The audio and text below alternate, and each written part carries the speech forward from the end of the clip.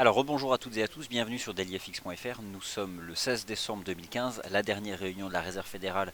C'est ce soir, c'est le Big Day, le grand jour, le jour J, le D-Day, tout ce que vous voulez. Probablement la séance la plus importante de l'année. Certains diront que c'est la séance la plus importante depuis 10 ans. Oui, mais voilà, si la Fed ne fait rien ce soir, ce ne sera pas la séance la plus importante depuis 10 ans. Alors, on se retrouvera ce soir en live à partir de 7h45. J'aurai un certain nombre de choses à vous montrer, mais en fait, je vais vous les montrer maintenant, pour ceux qui sont déjà présents, parce que ce soir, je pense qu'on sera dans cette phase d'attente, et au fond, peut-être moins attentif, jusqu'à ce qu'à 20h, on prenne connaissance de tout un tas d'éléments, et puis on suivra en direct la réaction du dollar américain, des marchés actions US, notamment du Dow Jones, de l'US 30. Alors, l'avertissement sur les risques liés au marché boursier, plus que jamais les risques du marché boursier. Le risque aujourd'hui pour les traders d'avoir des positions ouvertes, il est énorme. Quand bien même vous auriez raison sur la direction du marché à la clôture, la volatilité réalisée, rappelez-vous la BCE, avant que l'euro-dollar s'envole, il a d'abord baissé à 1,0525 et puis il n'a pas monté de manière linéaire, il y a eu de la vol, donc ça peut mettre en risque des positions de trading. Le Dow Jones monte depuis hier, le SP500 aussi, formation de solides supports, des têtes-épaules inversées. Je vais d'ailleurs commencer ce Wall Street Insider par les marchés actions US, en vous rappelant hier que je vous ai proposé sur le Dow une stratégie d'achat qui a dépassé mes espérances, puisque j'envisageais 17 500 points, on est 157 points au-dessus. Je vais en parler des marchés actions US. Laissez-moi d'abord vous rappeler que ce soir, c'est donc la dernière décision annuelle de la Fed. Vous avez ici sur le site de la Réserve fédérale le calendrier des meetings pour 2015, c'est le 16 décembre. Il y a une petite astérix parce que en plus de la décision sur les taux, on aura les nouvelles projections macroéconomiques de la Fed, on aura les anticipations de la Fed sur ses propres taux d'intérêt. Imaginez si la BCE donnait dans un tableau la façon dont elle projette ses taux en 2016. Bon, c'est pas compliqué, on sait qu'ils resteront à zéro en 2016 pour la BCE. Mais voilà, la Fed va quand même nettement au-delà de ce que fait la BCE. Et puis donc à 20h30, une conférence de presse. Alors pourquoi est-ce qu'on parle tant de la Réserve fédérale, hormis le fait qu'il s'agisse de la banque centrale de la première économie mondiale?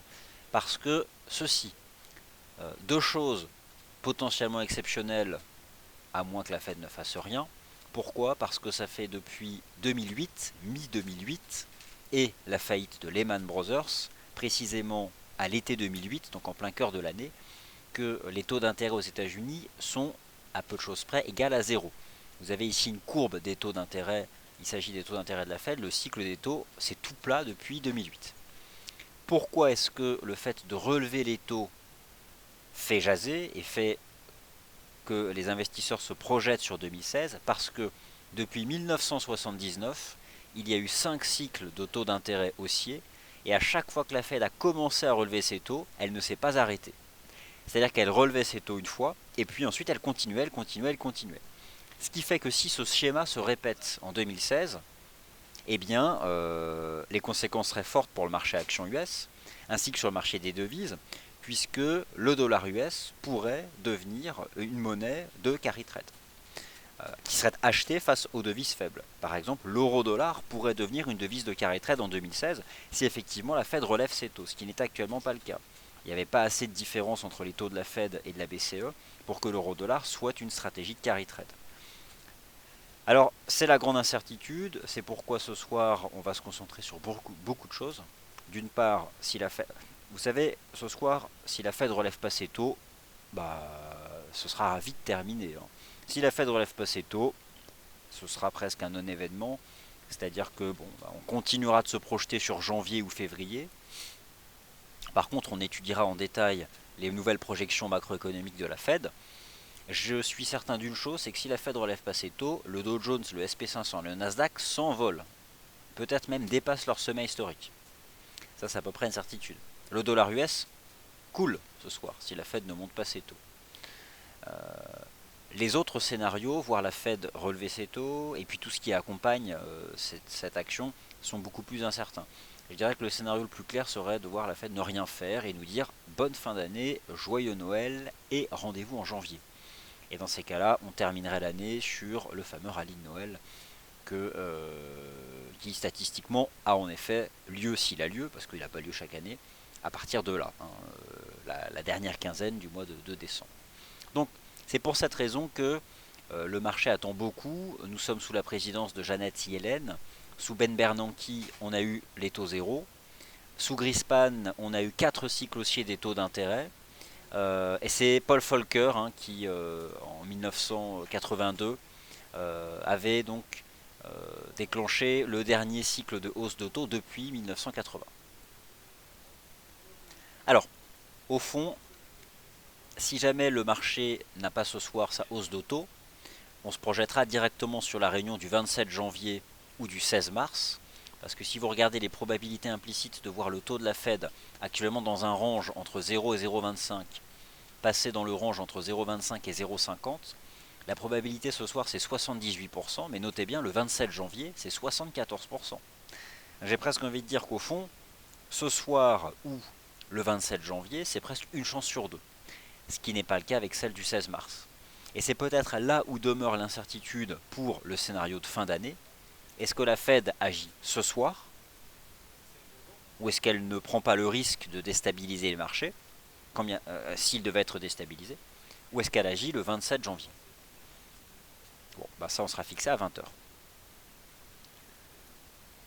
Alors maintenant, qu'en est-il des actifs financiers américains? Puisque ce soir, c'est souvent le cas, mais on a surtout parlé de la BCE la première quinzaine du mois de décembre. C'est surtout les US qui vont driver la dynamique. Laissez-moi d'abord vous montrer l'évolution récente des taux obligataires aux États-Unis. C'est une capture d'écran que j'ai réalisée sur le site TradingView, que sponsorise FXCM. Je n'ai pas rajouté le logo ici, il est sur tous les graphiques TradingView. Vous avez ici l'environnement, enfin l'évolution des taux obligataires. Alors le rendement obligataire de l'État fédéral US à 10 ans, l'équivalent du rendement du Bund. Alors, on constate en effet des contradictions, des divergences haussières de momentum, notamment sur l'histogramme du MACD ou sur le RSI. Alors, le marché semble anticiper davantage de hausse pour les taux obligataires aux US. Des taux obligataires qui ont bien baissé depuis le mois d'août. On verra donc si ce soir, ils établissent un creux. Ce marché, il est important et j'essaierai de le suivre avec vous en temps réel, parce que la réaction des taux d'intérêt aux États-Unis, ça nous dira tout en fait. La réaction des taux d'intérêt du marché et la façon dont ils vont s'ajuster si la Fed change ses taux ou pas, ça fera toute la dynamique des actions, du dollar, et il y a un impact aussi sur les matières premières bien sûr, notamment sur les métaux précieux.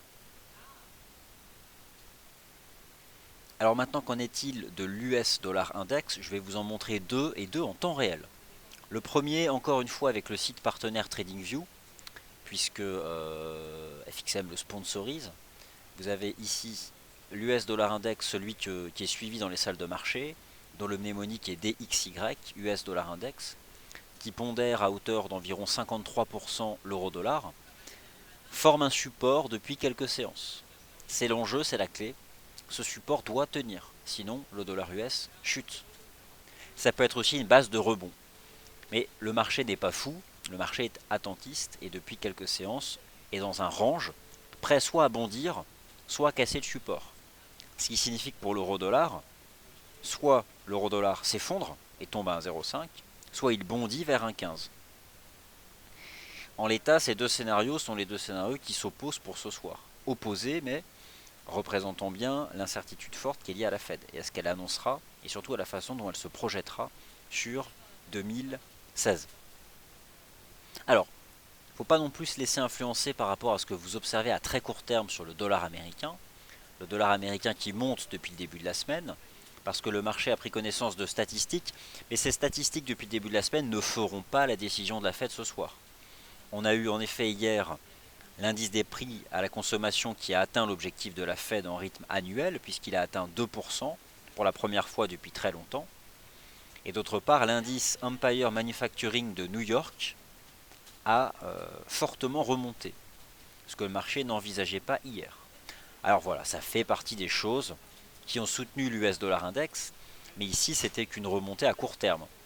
Ce que fait le dollar US depuis hier ne présage en rien de ce qu'il fera ce soir. C'est pour ça que je reste persuadé qu'aucune stratégie de trading ne peut être tenue avant l'événement de ce soir, ce serait du casino, ou mettre en risque son capital. Par contre, voir comment le marché réagit ce soir et en tirer comme conséquence la tendance jusqu'à la fin d'année, là il y a des choses à faire. Et dès demain matin, prendre les stratégies de trading adéquates. Et jusqu'à la fin de l'année. Et là, je pense qu'on peut vraiment maximiser son capital de trading sans l'avoir mis en risque. Bon. Le Dow Jones, le SP500, était hier sur de solides supports. Le Dow, je suis bluffé, mais il est hyper propre sur le plan de l'analyse technique. Il nous a refait un 16 novembre. On a l'impression que ces deux séances sont des copies. Et pourtant, c'est la vérité, hein, elles sont différentes.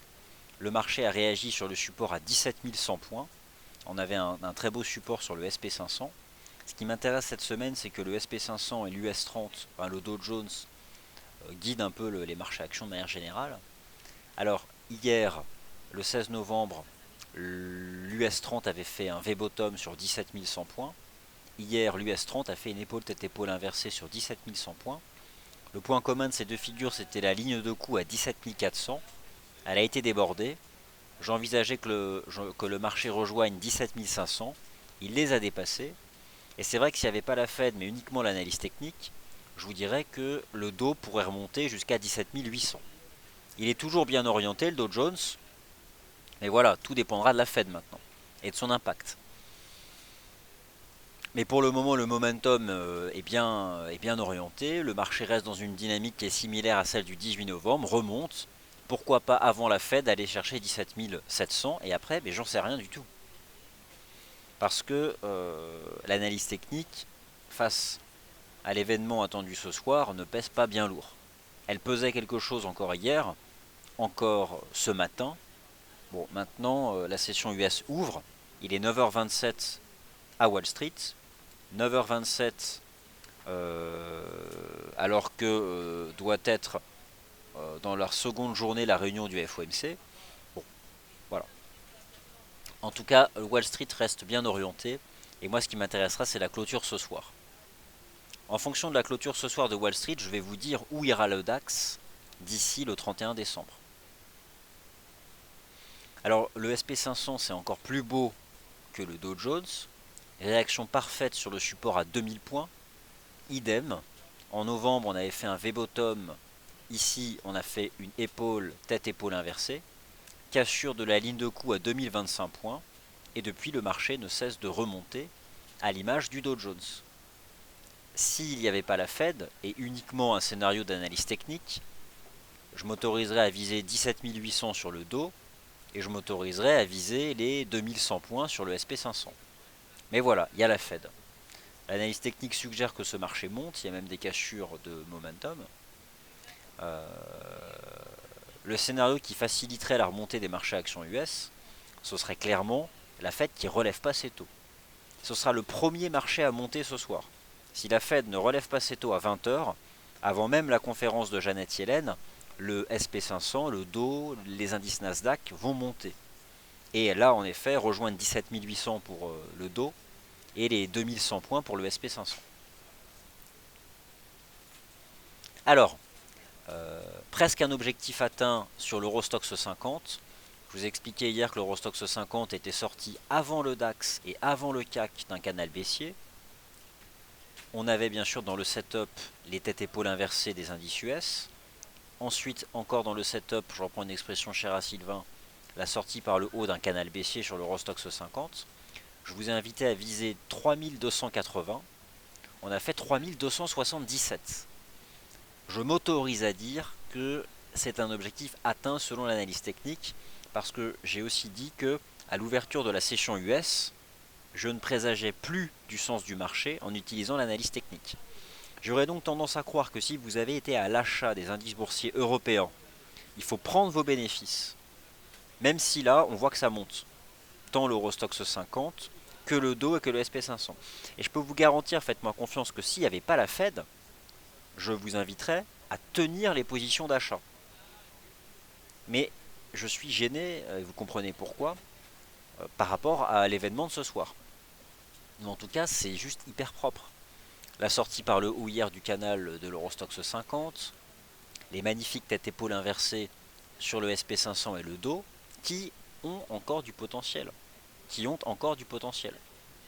Mais la Fed neutralise ma conviction haussière. Parce que ma conviction haussière qui s'appuie sur l'analyse technique, elle ne pèse rien face à l'événement monétaire de ce soir. Donc on verra. Alors après, si vous êtes actuellement à l'achat, on peut peut-être encore un peu tenir jusqu'à 18, 19 heures. Il y a du momentum. On peut sûrement aller chercher les 17 700. Pourquoi pas 17 750. Mais après, il va falloir sérieusement penser à sécuriser les gains sur ces marchés donc qui sont en effet très bien orientés. Après avoir corrigé lors de la première quinzaine du mois de décembre.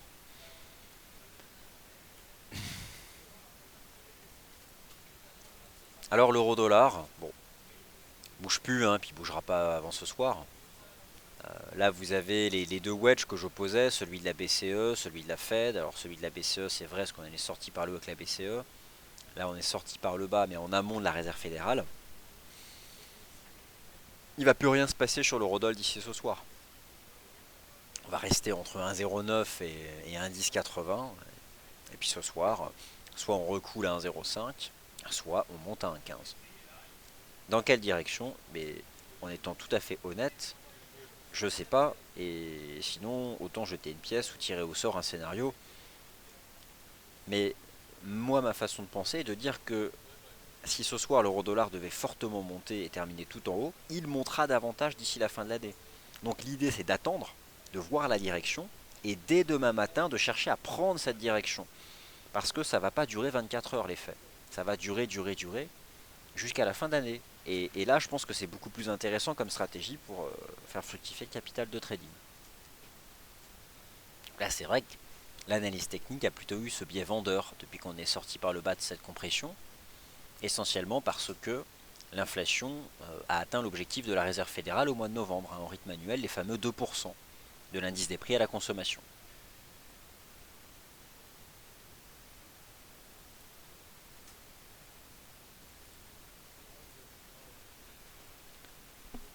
Alors, l'once d'or, je n'y vois pas grand chose à part de la vol.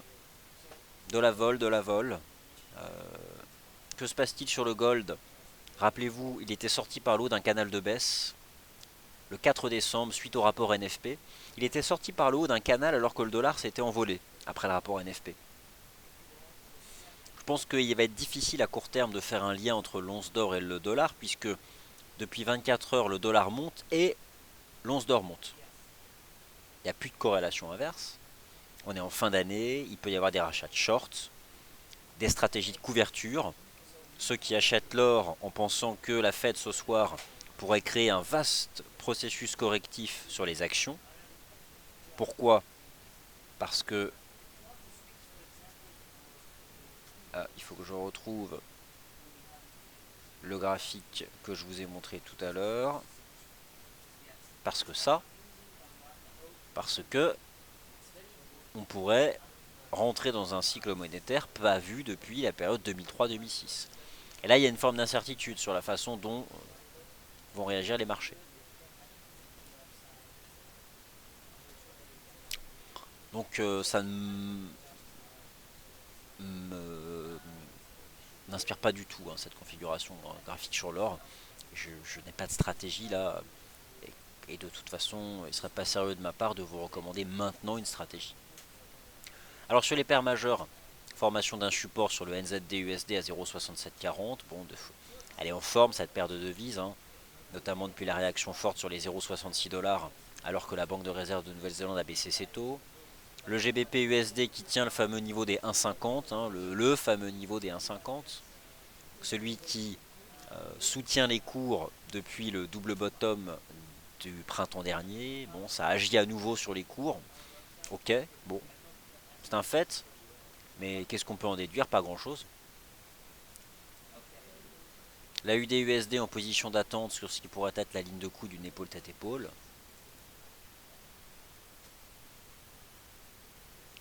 L'USD4 qui suit son petit bonhomme de chemin, qui gravit un peu plus chaque jour les sommets. Presque un 38 maintenant. Allez, je ne vais pas m'enfermer dans un discours trop long. Je laisse l'Eurostoxx 50, le dos, l'euro-dollar et je réponds à vos questions.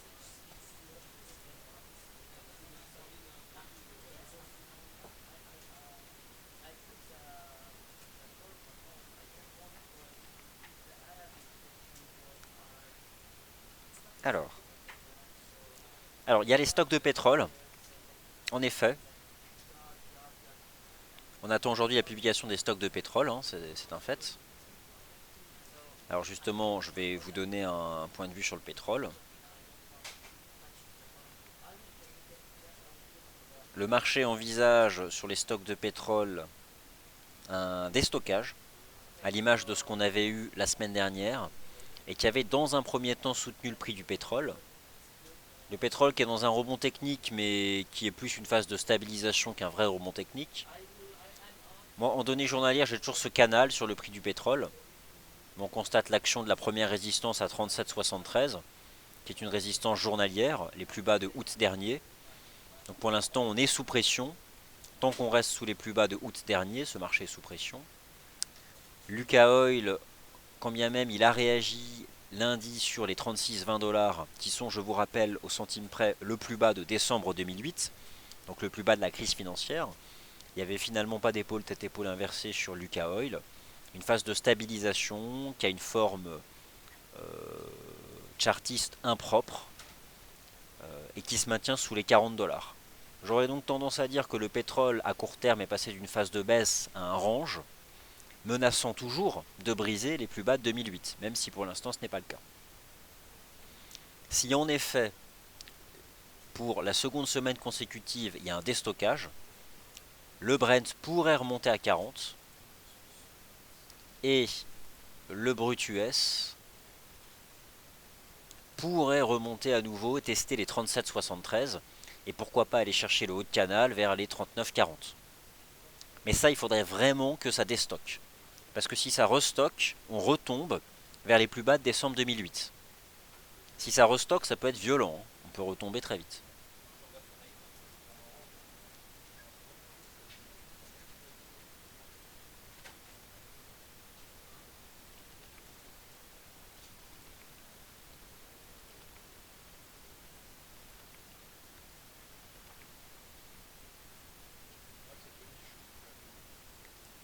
Alors, une chose est bon au trésor, vont connaître un attrait si Yellen bouge à minima sur ses taux. Après, c'est vraiment le calendrier prévu, comme tu l'as souligné, qui fera la différence. Oui, en effet, c'est ça qui compte. Je reviens ici sur quelque chose, ça peut vous paraître rébarbatif, mais c'est important de le savoir et de le comprendre pour la suite. Lorsque la Fed donne des projections macroéconomiques, elle donne aussi des projections pour ses propres taux d'intérêt. Vous pouvez constater qu'en septembre dernier, elle envisageait 0,4 en 2015, donc ce qui signifie qu'elle monte ses taux ce soir, si elle s'en tient à ce qu'elle a prévu en septembre, et elle envisageait 1,4 à fin 2016. Ce qui signifie que si vous prenez les réunions de la Fed en 2016, donc 27 janvier, 16 mars 2016, etc., etc., on aurait 4 hausses de taux en 2016. Si c'est le cas, et si la Fed ce soir confirme ses projections macroéconomiques du 17 septembre, cela ferait en 2015 de l'euro-dollar à travers des stratégies de vente une stratégie de carry trade. Ce qui n'est actuellement pas le cas, parce qu'il n'y a pas un différentiel suffisant dans les taux d'intérêt. C'est là où il y a un vrai enjeu pour 2016.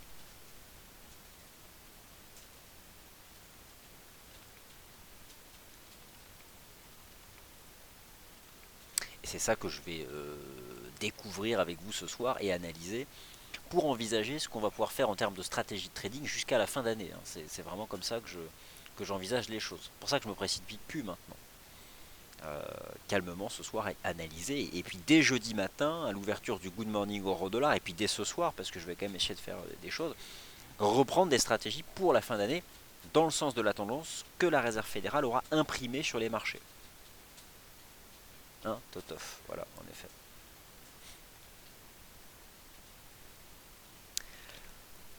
Ok, bah écoutez, je pense avoir fait le tour de ce que je souhaitais vous dire. Alors, à 16 heures, parce que l'après-midi va être chargé ici sur dailyfix.fr, vous avez le dernier point de marché vague d'Elliott avant la Réserve fédérale. Donc Nicolas Lavallée vous livre l'opinion des vagues d'Elliott sur notamment le dollar US.